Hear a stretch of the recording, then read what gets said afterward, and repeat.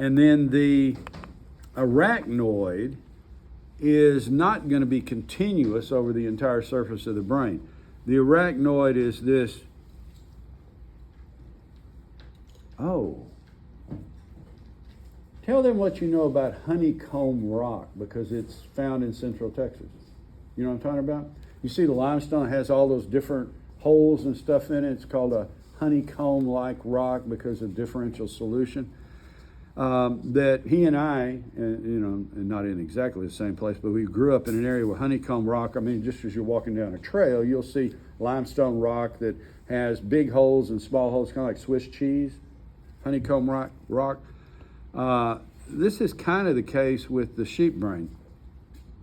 That I've got this outermost portion here is called the dura mater, but right on the inside of here, I've got some different layers that look like they have air spaces in them, open spaces. And so from about a third of the way down, right about there is where it begins. This is arachnoid, and it comes down to about right here. This is where the cerebellum begins.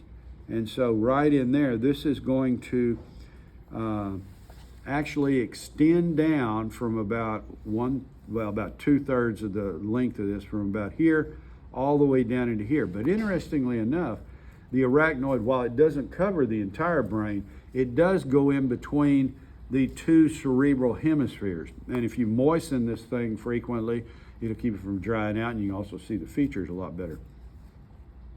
So the arachnoid, this little piece here, will dip down in between here. But interestingly enough, the two halves of the cerebral hemisphere don't communicate with each other, even though they're juxtaposed with one another from about right here to right there. Even though they're right up against each other on both sides, there's a separation there. They don't have nerves that go back and forth. They don't communicate at all. It's this white matter that you see right here, that this top wall is called the corpus callosum. Now, it's got some other names as well. This little area where it looks like a bent knee is called the genu. Y'all are familiar with the term genuflect. Maybe when you go to church, that's bending at the knee. And it's also a structure on a grasshopper's mouth or face, that it's the area around where the two halves of the mouth come together is called a genu, because it looks like a bent knee. Anyway, if you look really carefully at this, this is the corpus callosum. It's made up of white matter. This area down here, that when I mentioned it kind of as a triangle, it's like it dips down right here. This is the fornix. And then this area up here, and I don't even think I put it on the list, is the genu, where it actually looks like a bent knee. If you look really closely at this, you'll see that there's a little division right here. Let's look at another one.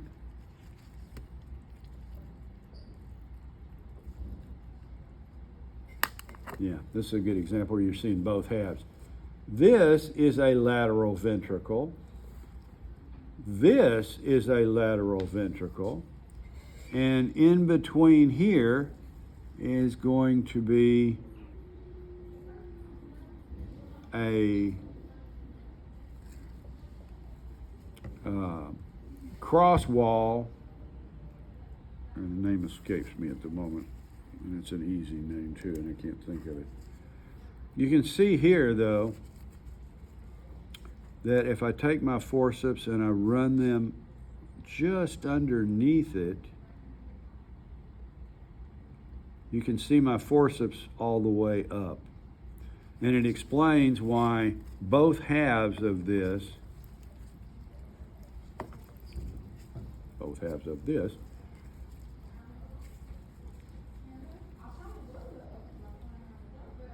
this is a lateral ventricle. Just underneath here is going to be a lateral ventricle, meaning it's going to be open on the other side of this little cross wall. And you do have to give them numbers. This would be ventricle 1, the one on the left. This would be ventricle 2, the one on the right, but they're virtually identical. And so They're each referred to as a lateral ventricle. That's a lateral ventricle. If you got to give it a name, that's Roman numeral 1. This is Roman numeral 2.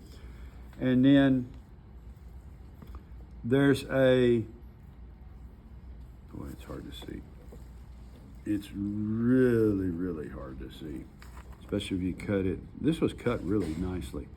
If you cut it straight down the middle, you would end up with cutting right through this little partition, this little septation in here. I still can't think of the name of it. But there's going to be a little indentation, and it looks like it's about right here, that's going to connect this lateral ventricle with this third ventricle. Okay, picture this. This is potentially dirty, so be careful. So this is my lateral ventricle 1. This is my lateral ventricle 2. I'm going to put them together like this, and that little septation is going to be in between them. There's going to be a little depression that's going to be called the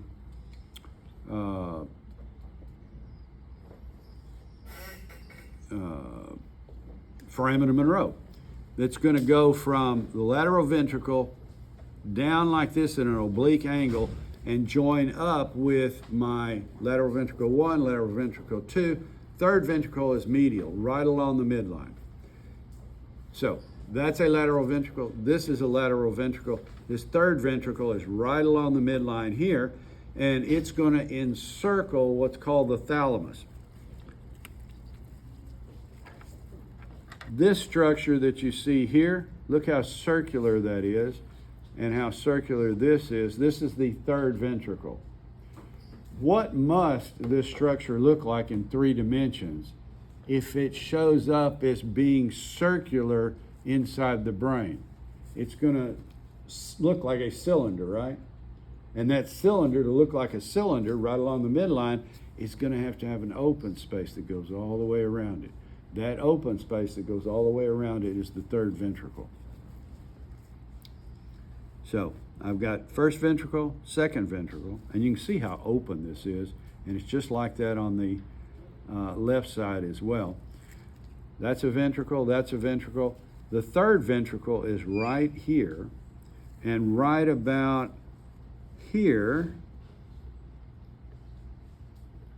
I'm looking for a little teeny depression, right about there and right about here, but it's going to be on the other side, so I can't really see it on this side. This is going to be the third ventricle that surrounds this thalamus. It's also referred to as the interthalamic adhesion. So you put these two together, that's the thalamus. Beneath, directly beneath this thalamus, is going to be the hypothalamus. So this is the thalamus, it's circular, and that little conduit goes all the way around it. Just beneath this is going to be the hypothalamus. So hypothalamus just underneath the thalamus. Now you remember I told you there was tissue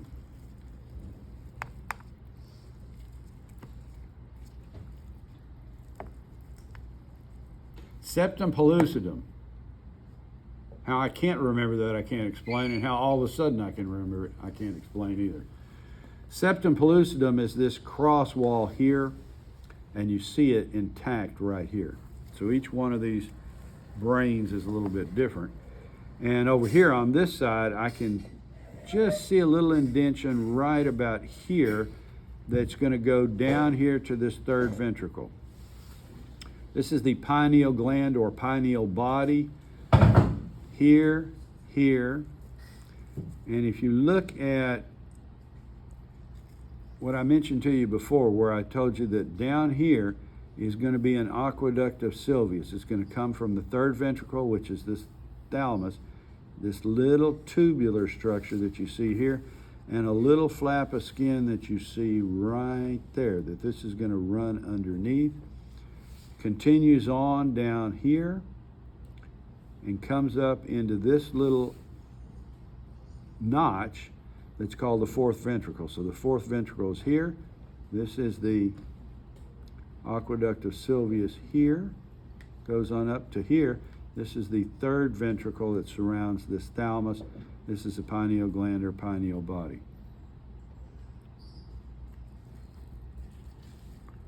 Now, in this case, I need a brain that's not in very good shape.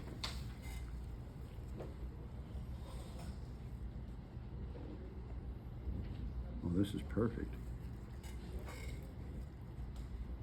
Need to get it kind of moist. And I've got a lab manual that actually shows this, but it's only one, which means this is probably kind of risque, but it works. Can you see, this is the cerebellum, this is the cerebrum. All these raised areas here are gyri. All these areas in here that are outlined by, as it turns out, blood vessels. That's why these dark lines are recessed. Those are blood vessels in these little depressions, because blood always finds the path of least resistance. So these little depressions here are called sulci. And right in here is going to be this longitudinal fissure. That's the longitudinal fissure. And you can see it really, I'm just pressing on this, I'm not cutting anything. It really means that these two halves of the brain don't communicate until they get down to here. This white matter that you see there, that's the corpus callosum on both sides. This is the fornix. This is the genu. But this area from here to here, underneath these meningeal layers, there's no communication here. In fact, you can see pretty much how smooth this area is.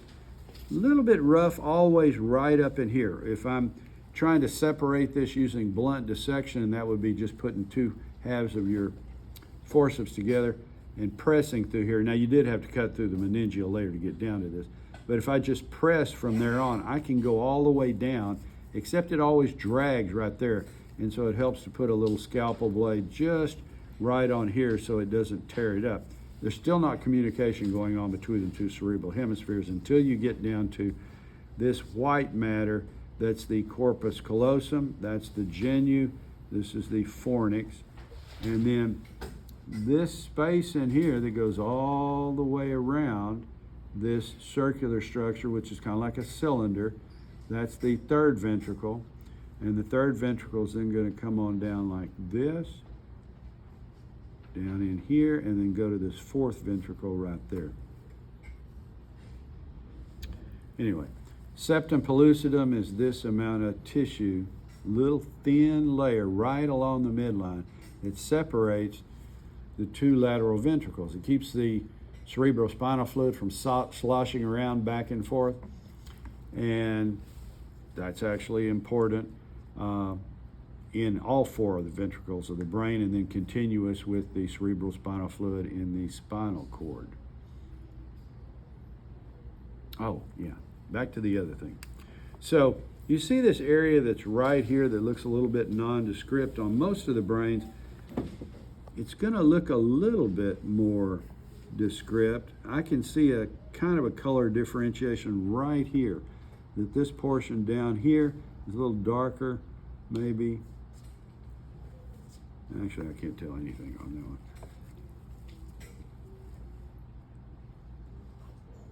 Yeah, I can't tell anything on that one either. Well, let me just try this. So I got one lab manual that shows this, where you clean the meningeal layers off, and you get rid of some of this essentially fascia that's, well, not fascia, mesentery that's in here. And you just pull the cerebrum down a little bit. The guy puts his fingers right there on the cerebrum, holds his thumb down here on the cerebellum, and by the way, this little worm-like line right here that separates the two cerebellar hemispheres is called the worm-like vermis.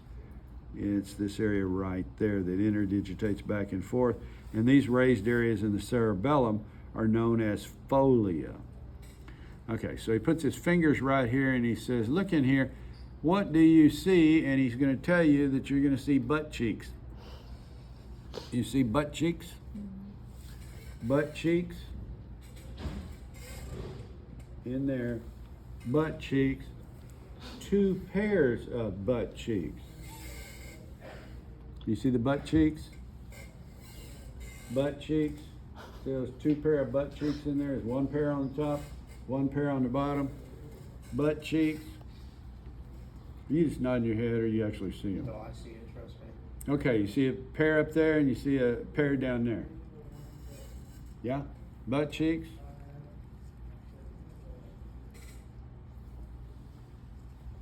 One's on the top, one's on the bottom. The ones on the bottom are a little bit flat.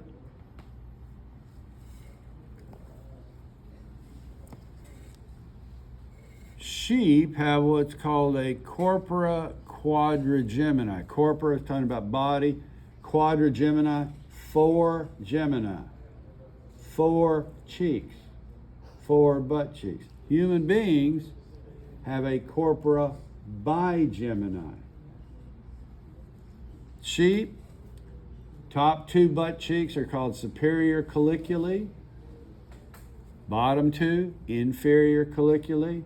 Human beings just have colliculi, 2 of them. Corpora bigemini in the humans. In the sheep brain, it's corpora quadrigemini. If you don't believe me, when you get home today, look in the mirror, see how many butt cheeks you got. You only got 2. Sheep has 4. That was supposed to be funny. It's a good way to remember it.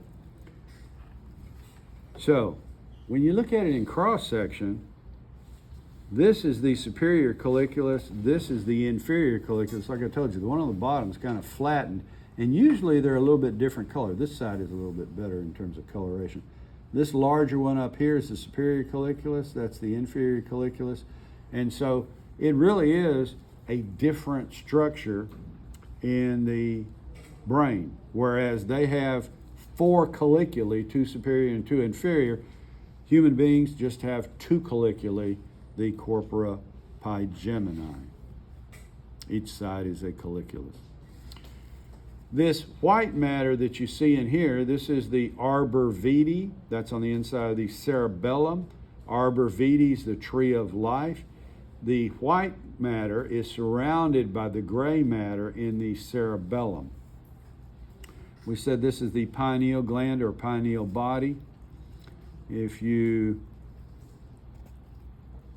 look carefully at these 2 halves, you'll see that this is the hypophysis or pituitary gland. It's divided into the forward is the anterior pituitary or the adenohypophysis. Posterior is reduced. It's going to be the neurohypophysis or the posterior pituitary.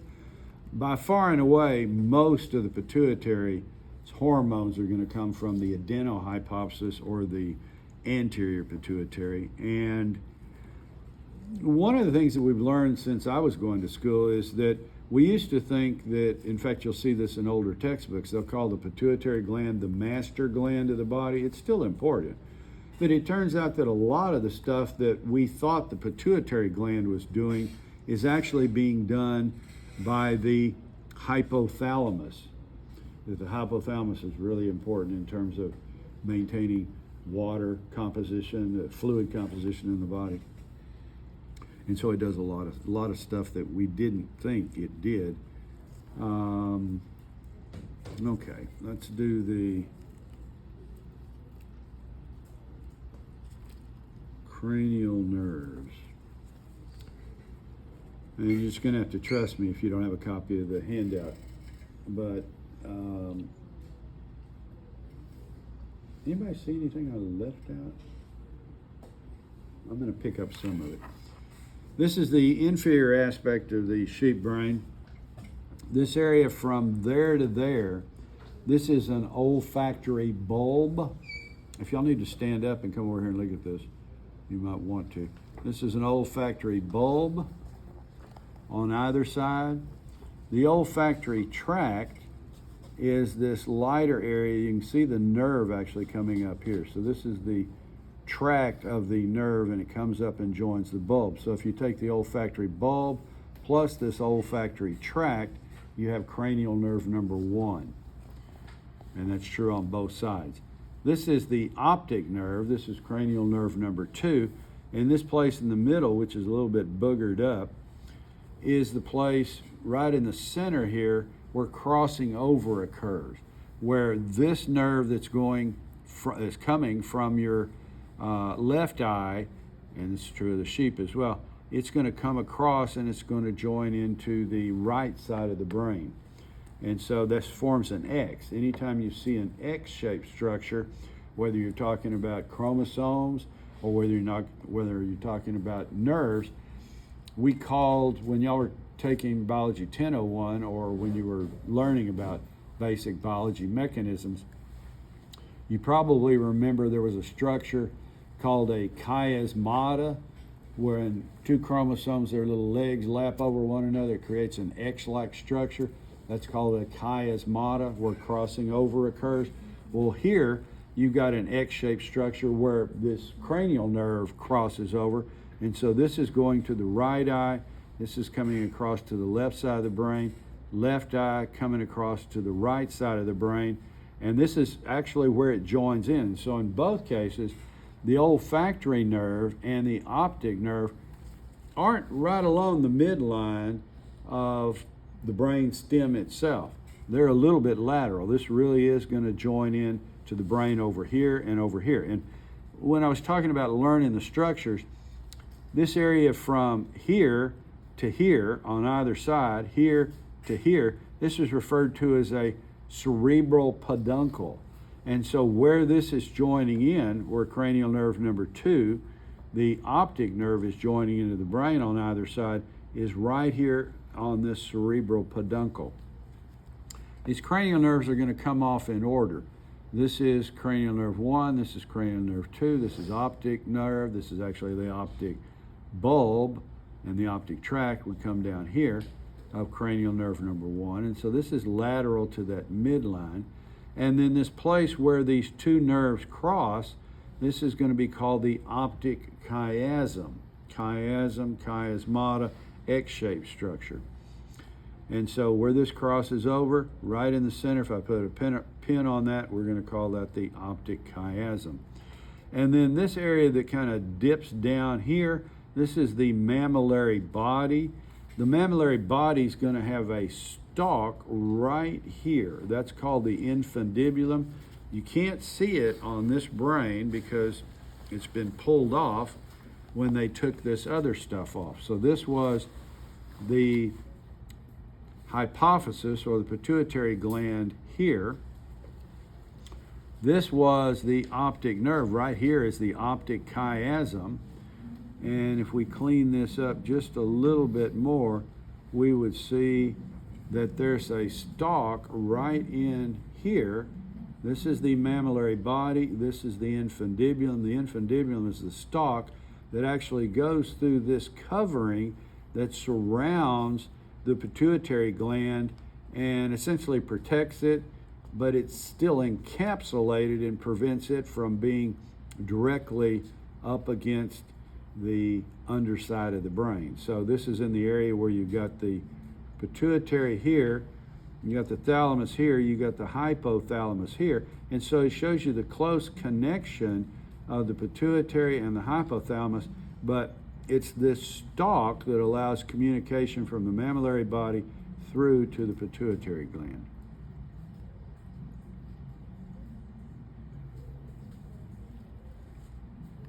What else? Oh. Coming off in order, this is cranial nerve 1, this is cranial nerve 2. This is the oculomotor. This is cranial nerve 3 here and there, and you can see how if I pick this up, you can reflect it. These nerves have to pierce through this meningeal covering. So 1, 2, 3, Cranial nerve 3 is oculomotor. Cranial nerve number 4 is the first one that's really lateral, and it's the hardest one to dissect on the sheep brain. In fact, it's one of the reasons why I don't encourage people. Well, I encourage people to work on one half of the brain at a time. This is 1, this is 2, this is the optic chiasm, this is 3, oculomotor. 4 is going to come off between the cerebral hemispheres and the cerebellar portion of the brain.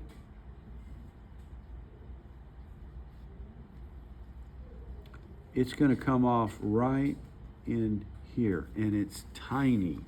And so we're going to be lucky if we can find one where you can actually see it. I can tell you where it comes off. Oh, we might get lucky here.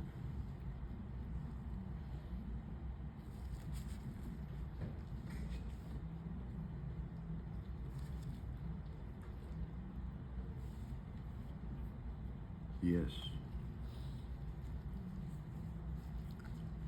This is really hard to put on the test if I'm not careful. Yeah, it's all right.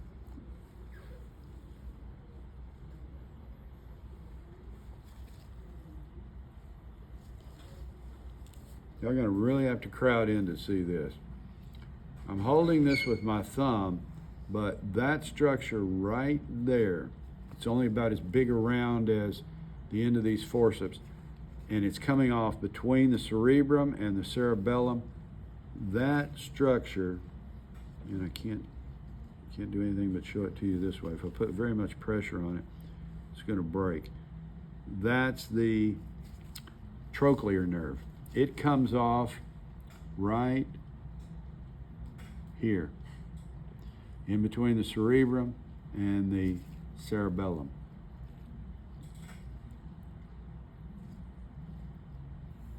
It's amazing how somebody twisted that. Anyway, it's going to come off, it's really small. It's going to come off about right here, and it's not any bigger around than the end of the forceps there, diameter-wise. So that's 1, 2, 3, 4 is trochlear, 5 is going to come off. Remember, we said that these on either side are cerebral peduncles. We said that this is the mammillary body. This area right here between my two forceps, this is the pons or pons varoli. Cranial nerve 4 came off right here. Cranial nerve 5, even though I can't see it, came off right here. 5 is massive. I'm going to show it to you in just a second on one of these brains that hadn't been cut. But it's going to come off right here on either side. It's coming off of this area there that's the pons varoli. This is the medulla oblongata from there to there. This is the spinal cord from there, then it continues on down. So 4 is right here. 5 comes off here. 4 is the most lateral. 5 is a little bit more medial. And this is 6. Now notice that 6 is just this. This is about the same size as the trochlear nerve would be over here. This is 6. This is abducens. And on most of these brains, those are the cranial nerves we can see pretty well. 5 is going to come off here. I'm going to show it to you in just a second.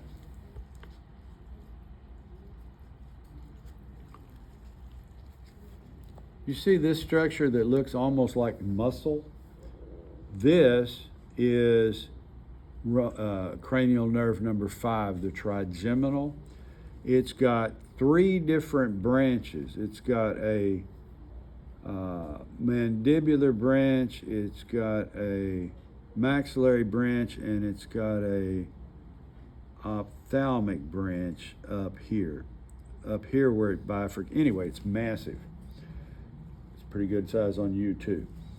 This thing comes on down and it joins right there, which is right here on this sheep brain. As soon as you peel this stuff off, if you don't get in there quickly and cut it to where it leaves a little stub, it's going to pull this off and it's going to look flush. It looks like there's not anything there. Anyway, 5, these all come off in order. 5 comes off here, 6 comes off here. 7 and 8 are even more problematic because when they remove these things from a sheep, there's 3 different grades of sheep brains that we can order. One of them is the cheapest one that you can order. We don't ever order that one. They just essentially bash the sheep in the head with a mallet usually, and they reach in and pull the brain out. It destroys most of the cranial nerves. If you look at these were the top grade where they actually spent some money. Usually, in the old days, we stopped ordering these because they would come with so many pieces of bone that are essentially in here. Students would cut their fingers on it. This is also showing you cranial nerve number 5 here, the different branches of it, and how it joins in right there to this lateral surface of the sheep brain. So normally we order the ones that have the meninges, and they'll go in, usually they'll lift the brain up and then they'll cut it off down here. So we usually end up not getting very many cranial nerves intact once you get down below 7. But on this one, if you look really carefully right here, you can see that this is showing you a really nice oculomotor right there. If I had a scalpel, I could cut it and peel this back a little bit. Anyway, that's 3. And 4 then is going to be in here. 5 is going to be where you see it right there, where it's still attached. That's 5. 6 is going to be here. That got pulled off. But 6 is going to actually come off of this medulla oblongata and be lying right across the pons. 7 and 8 are going to come off here. 7's going to be a little bit lateral. 8's going to be right behind it, a little bit more medial. And that's hard to... Okay, so 5's here, 6 is here, 7 and 8 come off together, 9 and 10 come off together about right here. 9's going to be a little bit lateral, 10's going to be a little bit more medial. 11 is going to be associated with this ascending nerve tract here, and it's going to be about there. So that means 9 and 10 are going to be here, 7 and 8 are going to be there, and I'm just telling you how it would normally occur. But when they pulled this one out, they messed up all of those nerves. So 11 is going to be very lateral. And then 12 is going to be right in here medial, where you see these little fibers that are running across. That's going to be 12. Now, I can't really show you this. Oh, yes, I can. Right there is 12. You see those little fibers that are running? This is a longitudinal cut. They'd be running perpendicular to that. See those little fibers right there? That's cranial nerve number 12. This is the hypoglossal. That actually shows up pretty nicely. And I don't see any of that on that one.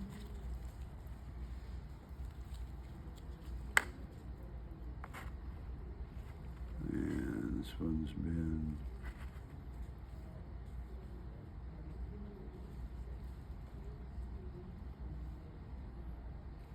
This is oddly cut. It's like they went sideways rather than cut it straight down the middle. That's a really nice 6 right there, abducens.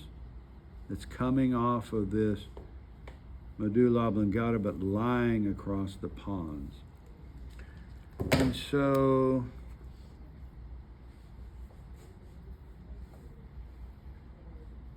I think I did most everything. You got any questions about anything? You want me to show you anything again?